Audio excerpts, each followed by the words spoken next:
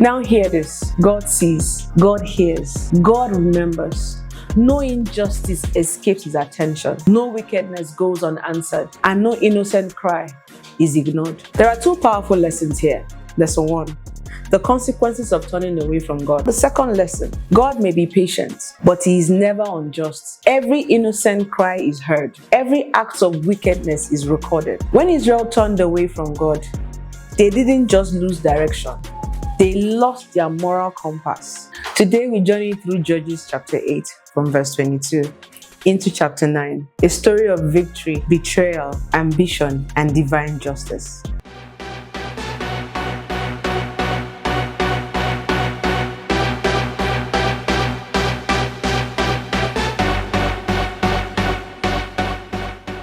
There are moments in history where victory should have secured a generation, but instead, it became the beginning of their downfall. Today, we journey through Judges chapter 8 from verse 22 into chapter 9, a story of victory, betrayal, ambition, and divine justice. This is the story of Gideon's legacy and how quickly a people can forget God. So after God delivered Israel through Gideon, and the people stood in awe, they had seen miracles, experienced divine intervention. So they asked Gideon to rule over them, and his son and his grandson. They wanted a man in place of God, but Gideon refused. I will not rule over you. The Lord will rule over you. He got it right at that point. But though he rejected the title, his actions created a system that looked dangerously close to kingship. And then he died, and then everything fell apart. Israel didn't just drift, they turned completely away from God. And with that, they lost their values. They forgot God. They forgot kindness. They abandoned the house of Gideon. And then came Abimelech, Gideon's son, born of a slave woman. A man who was driven by insecurity, ambition, and a hunger for power. He went to his mother's people and said, "Why have 70 rulers when you can have only one? Remember, I am your flesh and blood." And they chose him.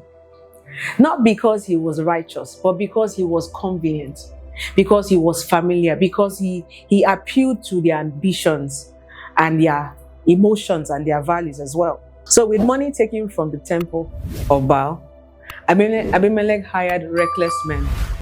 And then he committed one of the most brutal acts in scripture. He killed his 70 brothers, all the sons of Gideon, on one stone. But one survived, Jotham, the youngest. He hid himself when all the chaos was ongoing. And on the day of Abimelech's coronation, Jotham stood on a mountain and cried out. On the day Abimelech was crowned king, Jotham climbed the mountain of the Mount Gerizim in verse 8 of chapter 9. He cried out from the top of the mountain, not just a speech, a parable, a warning, a prophetic verdict. I'm just going to paraphrase the parable, which was about the situation they were in. Trees representing the people who sought a king, and how the kings that were worthy refused, and they chose a bramble, a worthless, dangerous bramble. And it said, come under my shade, or be consumed by my fire. With this, Jotham made a declaration. If what you have done is right, then rejoice. But if not, let fire come down from Abimelech and destroy you. And let fire come down from you and destroy Abimelech. You chose wrongly, and it will destroy you. And then he fled. 3 years down the line, God moves. Division broke out. Betrayal, violence.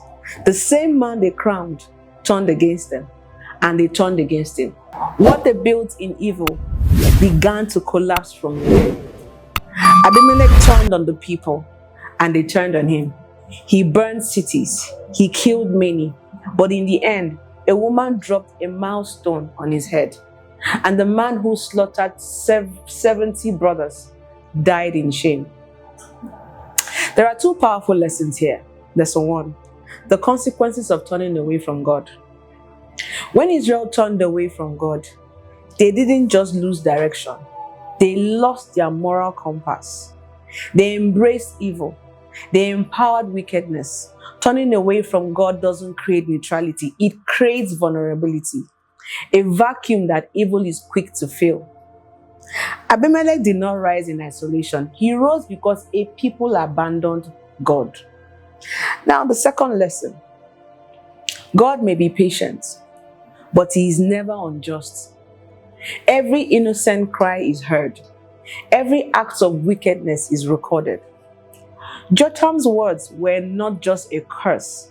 They were an appeal to heaven, and heaven answered.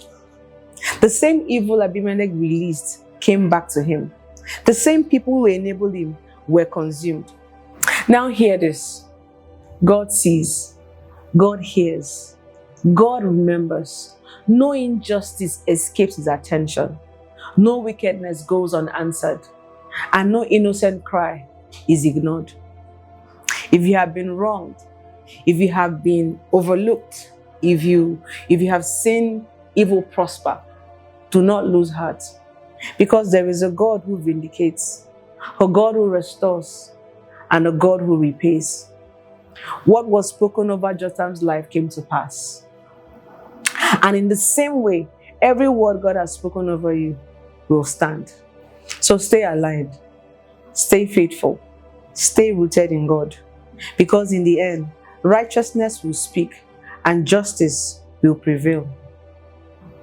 This is a reminder, God is still King.